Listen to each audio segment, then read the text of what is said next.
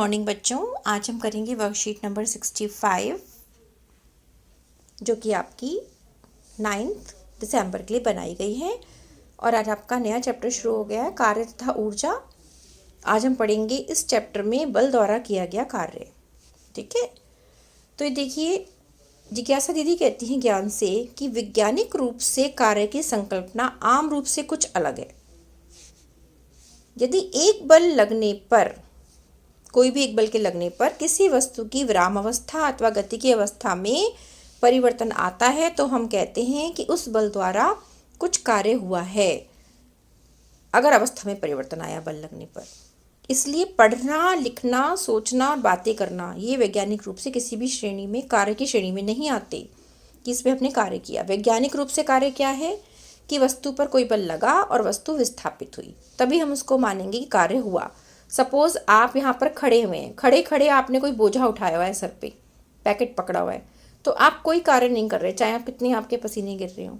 लेकिन आप उस सामान को लेकर अगर आप चल रहे हैं, उसको लेकर जा रहे हैं, मूव कर रहे हैं, तो मीन्स आप कार्य कर रहे हैं। ओके, देखिए कुछ उदाहरण जहाँ कार्य नहीं होता, जैसे स्थित दीवार को धकेलना। आप दीवार पे आप कितना ही प्रेशर लगाते रहो, बल लगाते रहो, दीवार तो अपनी जगह पर रहेगी।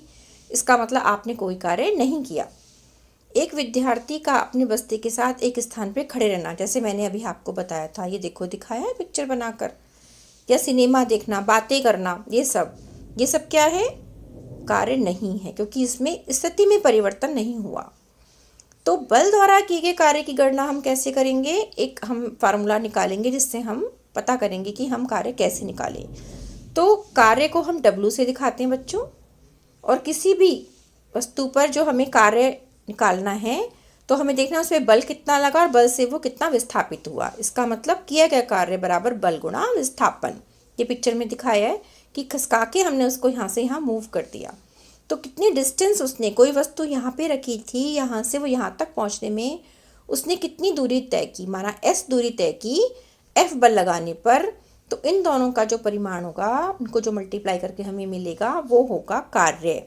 तो हमने फार्मूला बना दिया F इंटू S। ठीक है, अगर कार्य लंबवत लग रहा है, किसी कोण में लगता है, किसी दिशा में, तो हमें यहाँ पर cos थीटा भी लेना पड़ता है। ये cos क्या है, कोसाइन, ये आप आगे भी पढ़ेंगे, ट्रिग्नोमेट्रिक साइंस होते हैं, तो वहाँ पर हमें W is equal to F S cos theta लेना पड़ता है, एंगल पर अगर कार्य हो रहा है तो। ठीक है, और यह एक अदिश राशि है जिसमें सिर्फ परिमाण होता है, दिशा नहीं होती। इसका मात्रक देखिए कैसे निकालेंगे। W में F का मात्रक रख दें, F का मात्रक आपने जाना था पिछली क्लासों में, और गुणा में S का मात्रक आ जाएगा। तो F का मात्रक क्या होता है, F का मात्रक होता है न्यूटन, और S दूरी का मात्रक होता है मीटर। तो न्यूटन मीटर्स का मात्रक हो गया जो यहाँ पर लिखा हुआ है, इसको हम 1 जूल कहते हैं, न्यूटन मीटर को हम जूल मानते हैं। 1 जूल का मतलब क्या कि 1 न्यूटन का अगर बल किसी वस्तु पर लगे और वो उसको 1 मीटर में स्थापित कर दे, तो किया गया कार्य जो होगा वो 1 जूल होगा। क्लियर बेटा? ठीक है, अब ये देखिए, हमने देखा कि किस किस स्थिति में कार्य धनात्मक होता है, कहाँ पर ऋणात्मक और कहाँ शून्य होगा। यदि वस्तु पर लगने वाला बल उसके विस्थापन की दिशा के समान हो, तो इस परिस्थिति में किया गया कार्य जो है धनात्मक होगा। जिधर हमें चाह रहे हैं उधर ही वो वस्तु मूव कर रही है, तो वो धनात्मक हो गया। जैसे कि बच्चे का खिलौने को खींचना, चुंबक का लोहे को अपनी ओर खींचना। ठीक है, यहाँ पर दूसरे उदाहरण क्या है कि जहाँ पर वस्तु बल लगाए, विस्थापन उसकी विपरीत दिशा में हो, तो ऋणात्मक हो जाएगा। अंडरस्टैंडिंग, ये तो इम्पोर्टेंट बात है। उसी दिशा में हो रहा है जिसमें आपने बल लगाया, धनात्मक। उस दिशा में हो रहा है जहाँ बल लगाया अपोजिट हो गया, तो ऋणात्मक, है ना। जैसे कि चलती हुई कार को आपने ब्रेक लगाकर रोक दिया, एक गोलकीपर द्वारा फुटबॉल को रोका गया, तो वहाँ पर एक बार बल नेगेटिव, एक बार दूरी नेगेटिव, तो दोनों केस में क्या हो गया, आपका कार्य नेगेटिव हो गया।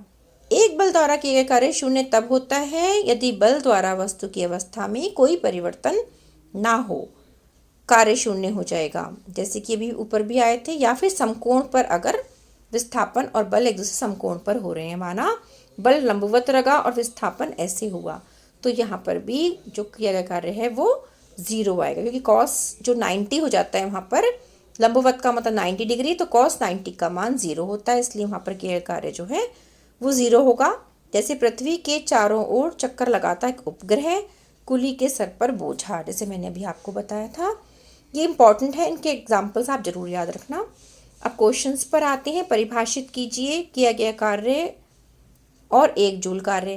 किए गए कार्य क्या होता है? बल द्वारा किए कार्य की गणना वस्तु पर लगने वाले बल और उस पर हुए विस्थापन द्वारा प्रदर्शित की जाती है, जो कि बल और विस्थापन के गुणनफल के बराबर होता है किए गए कार्य।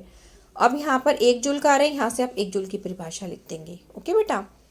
वैज्ञानिक रूप से कार्य की परिस्थितियाँ दशा। वैज्ञानिक रूप से कार्य कब होगा? जब वस्तु पर पहली बात कोई बल लगे और वस्तु बल लगाने पर विस्थापित हो, तभी होगा। ये दोनों पॉइंट आपको लिखने हैं। नेक्स्ट वो कह रहा है कि 5 न्यूटन के बल के प्रयोग से भार को 2 मीटर तक विस्थापित किया, तो कार्य की मात्रा निकालनी है, कितना कार्य किया। फार्मूला आपके पास है W = F × S। F का मान कितना रखा? F का मान था 5 न्यूटन। विस्थापन कितना हुआ एक बार देख ले नीचे, विस्थापन है 2 मीटर का, तो F = 5 × 2, 5 गुणा में 2 बराबर हो गया 10, तो 10 जूल का कार्य हो गया। सॉरी, F नहीं है, W है। W = F × S, तो हमारे पास कार्य जो आया W वो 10 जूल आ गया। ठीक है बच्चों। अब देखिए, अपने दैनिक जीवन से धनात्मक, ऋणात्मक और शून्य के उदाहरण वो बहुत अच्छे से भी हमने पढ़े थे। यहाँ से आप लिखेंगे धनात्मक, ये ऋणात्मक है, और यहाँ पर आपके कुली वाला एग्जाम्पल और पृथ्वी वाला एग्जाम्पल जो था वो शून्य का था। ओके बेटा। एक नियत बल द्वारा किए गए कार्य का मात्रक, तो कार्य का मात्रक हमने यहाँ पर निकाला था। कार्य का मात्रक न्यूटन मीटर, जिसको हम जूल कहते हैं। ओके बच्चों, तो ये आपने अच्छे से डिस्कस कर लिए हैं, अच्छे से आप इसको करना। साथ साथ कोविड-19 के लिए भी सतर्क रहना है, सुरक्षित रहें, मास्क पहन कर रहें। सारे घर में अपने पेरेंट्स को, छोटे बच्चों को, बड़े को, सबको ये बात बतानी है कि हमें बाहर जाना है तो मास्क लगा कर जाना है। अननेसेसरी नहीं जाना, आएंगे वापस तो हमें हाथ धोने हैं साबुन से, क्योंकि आपकी बहुत ज़रूरी है। आपकी सुरक्षा में ही पूरा देश सुरक्षित है और सबकी लाइफ बहुत कीमती है। ओके बच्चों, थैंक यू बच्चों।